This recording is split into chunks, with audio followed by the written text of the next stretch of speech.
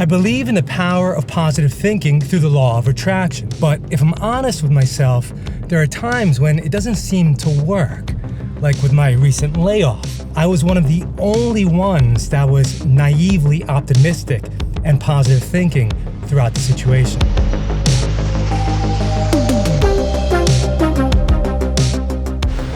All of my teammates at Google were worried. They heard of what happened at Amazon and Facebook, and there was a lot of gossip about it happening at Google soon too. They even started a private chat to speculate on if it would happen and who would get laid off. I seemed to be the only one that wasn't worried. I didn't engage in any of the negative conversation. I wasn't at all fearful. I remained optimistic. In fact, things have never been better. I was doing well, I was exceeding expectations, and I was even looking forward to a promotion. Bad stuff happens, and often when we least expect it. Even for those that can remain optimistic, most of us aren't living our ideal lives. I'm going to visit a few good examples of that now. I'm going to visit my family in New York. So if you believe in the law of attraction and the balance of your thoughts are positive, why do bad things happen?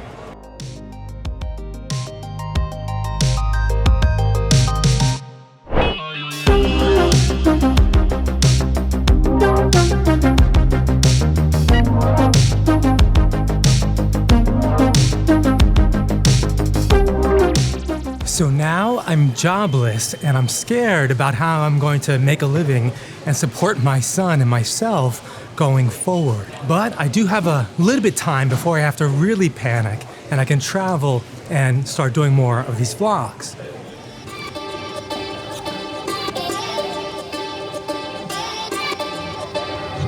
You may have noticed a few months gap in my vlogs. During this layoff period, I didn't want to add to my suffering with more resistant thoughts, with neurotic thoughts of trying to force myself to do something that I wasn't in the mindset to do, that I wasn't feeling at the moment. And we all know from Abraham's law of attraction teachings that the most important thing is to feel good first, to first get in a good feeling place, and then to take action, to align our mindset with the positive outcomes we desire, and then to take inspired actions.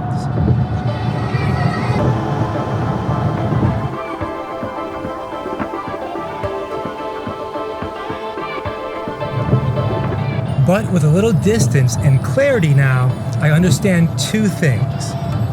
The first thing I realize now is that, as Abraham says, nothing comes out of the blue. It comes out of the oblivious. Maybe I just wasn't aware of the underlying processes at work. I know there was a part of me that wanted a change and was already headed in that direction.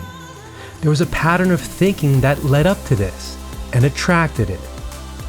And the second thing I now realize is that this may be for the best after all. There may be a broader perspective, a bigger picture. There may be a greater purpose to our lives, and universal natural forces may be pushing us or pulling us toward that higher purpose. The law of attraction may be working on something bigger for us. But why does it have to be so difficult? Why does the universe seem to conspire against us at times? I mean, the lead up to my layoff seems to have been the perfect storm.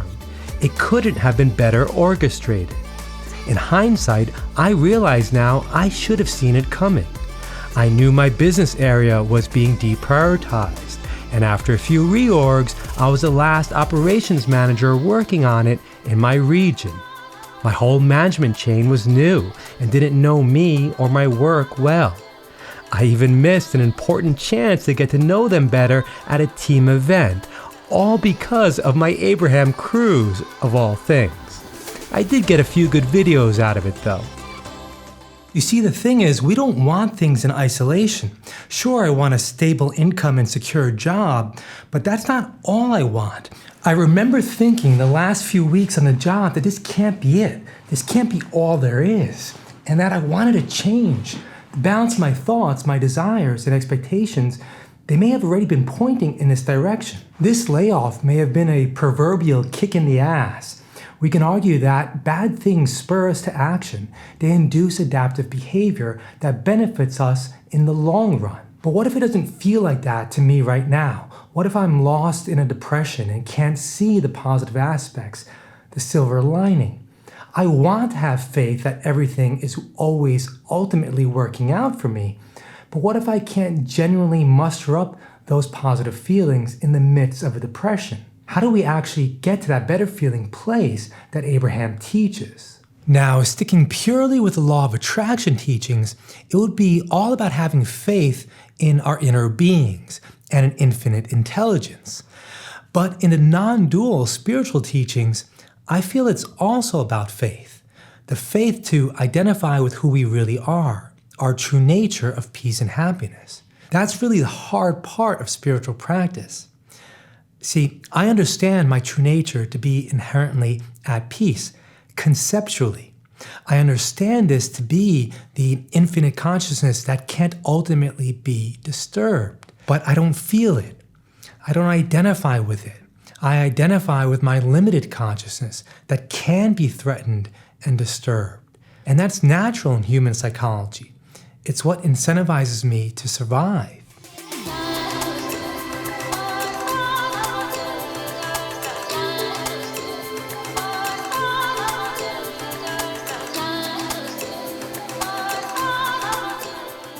But just yesterday, I came across this video by the non-dual spiritual teacher Rupert Spira, and it seems to have the answer. The answer of how to see through the depression to who we really are. It's about staying with the depression, not turning away from it, but instead seeing through its false threat until it loses its control. I was thinking of a good example analogy. It's like if my son wanted something from me and was griping and pestering me, if I don't give in and act on it and just stay there unaffected, he'd eventually give up his badgering. You see, the thing is, I'm depressed right now about not having a job and the fact that my future income is unstable, that I won't be able to support myself and my son. And that anxiety is meant to get me to act. But what if I don't take rash and fearful action from it? What if instead I investigate the feeling and see through it, to see that I'm not really in any danger? I've got plenty of time to figure things out, to find a new job, and maybe even a better one, or to make a completely different lifestyle change for the better. I mean, I know I won't become destitute. With thoughts like that, depression loses its grip. As Rupert says in the video, it's because depression can't really stand if it doesn't have any power over you.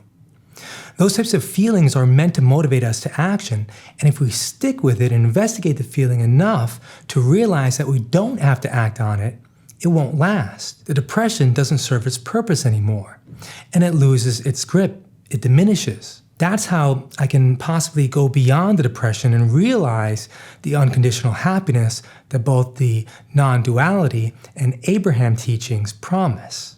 At least, that's the theory. Like and comment if this resonated with you, and subscribe below to follow me on my journey. See you tomorrow.